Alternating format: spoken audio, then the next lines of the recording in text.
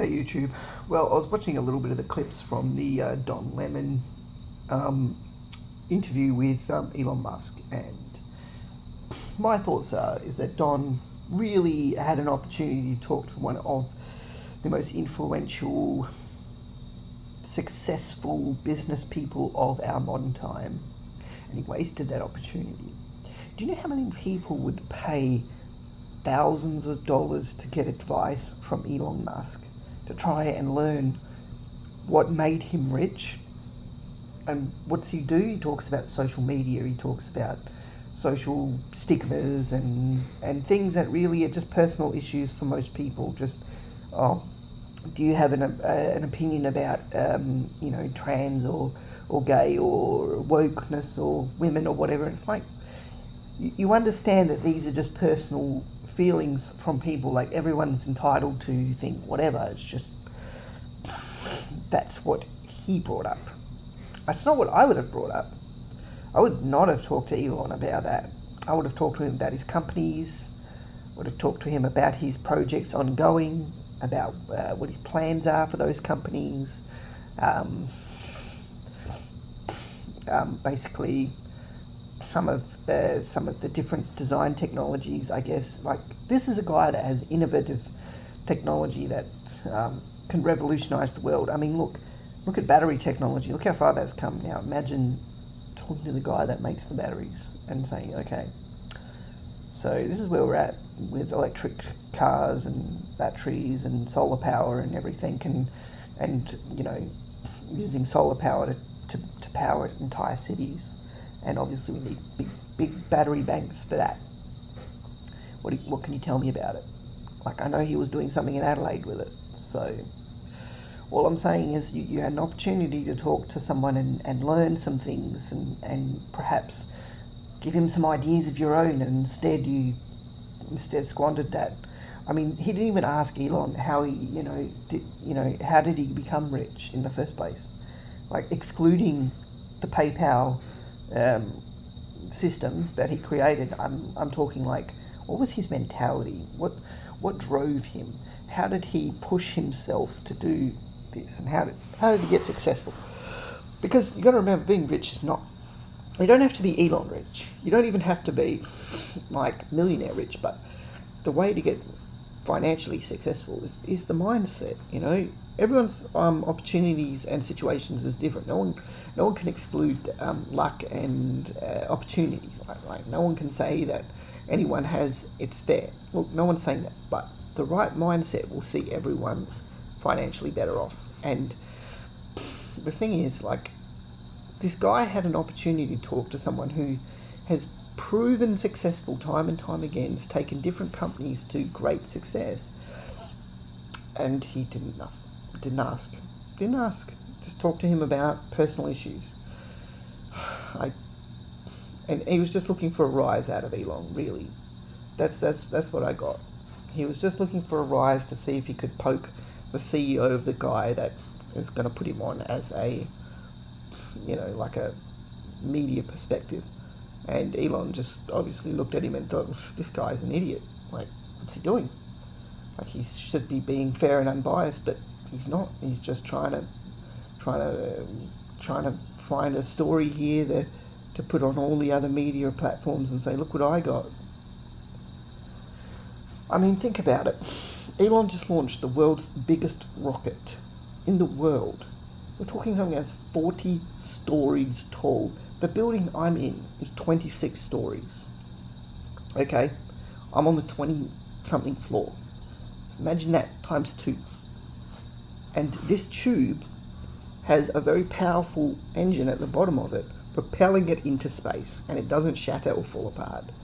What are the engineering aspects behind that keep it in one piece? You know what I'm saying?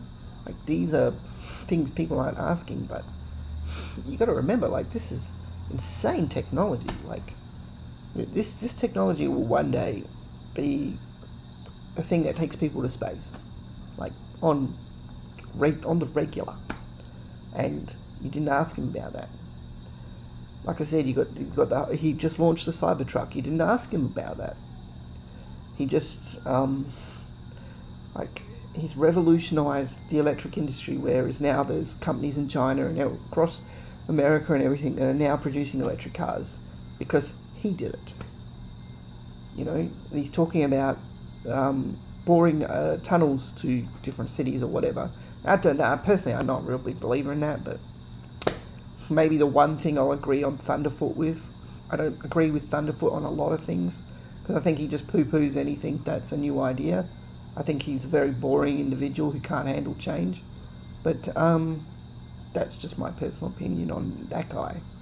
And he's free to think whatever he wants about me, if that's what if he even heard of me, which I doubt. But, or even, like, it doesn't matter. But point is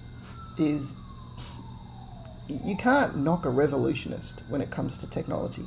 Now, I think Elon is trying to be the next Edison, I think. And in all aspects, he's kind of the same. Like, Edison was a businessman before he was an inventor. And no doubt he probably had a lot of people invent his things before he released them. He probably didn't invent half the things he did, even a quarter. But the point is, he had it patented in his name, so therefore the Edison name continued, and he made millions of dollars. I think Elon's doing the same. That's fine.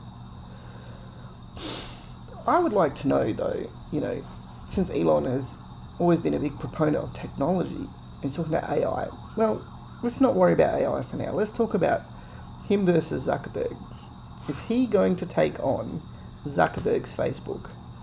Not necessarily with X, but maybe with his own version of Facebook.